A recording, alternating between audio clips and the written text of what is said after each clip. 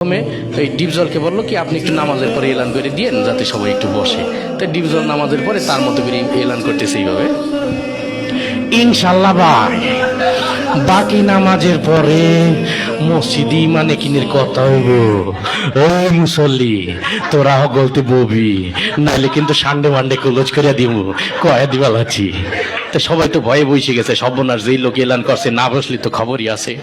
তারপরে ওই প্রথম যে ইমানের বিষয়টা, কালেমার বিষয়টা দেওয়া হলো মিশা সওদাগরকে, যে আপনি একটু কালেমার বিষয়টা আপনার মতো একটু সাজাই গুছাই বলেন।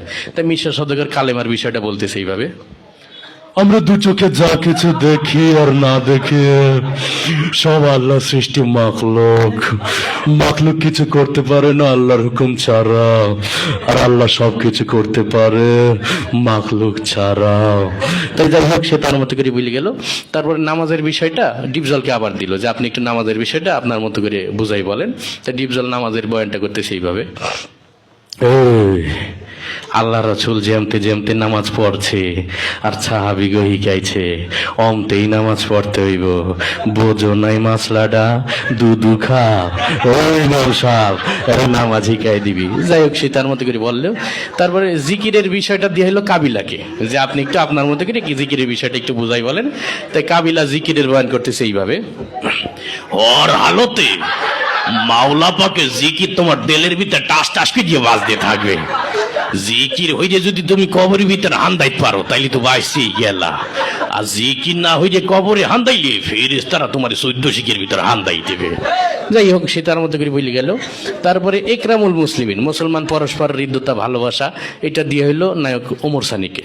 তো ওমর সানি তার মতো করে বুঝাই বলতেছে এইভাবে, একজন মুসলমান আরেকজন মুসলমানের দুঃখ কষ্ট ভাগাভাগি করে দেওয়ার নাম একরামুল মুসলিমিন।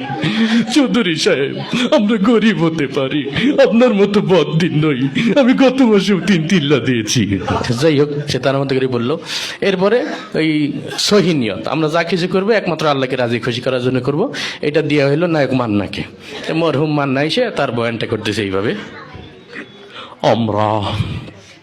আমরা যা কিছু করব পৃথিবীর কোনো মানুষকে খুশি করার জন্য করব না, সবকিছু আল্লাহকে রাজি খুশি করার জন্য করব।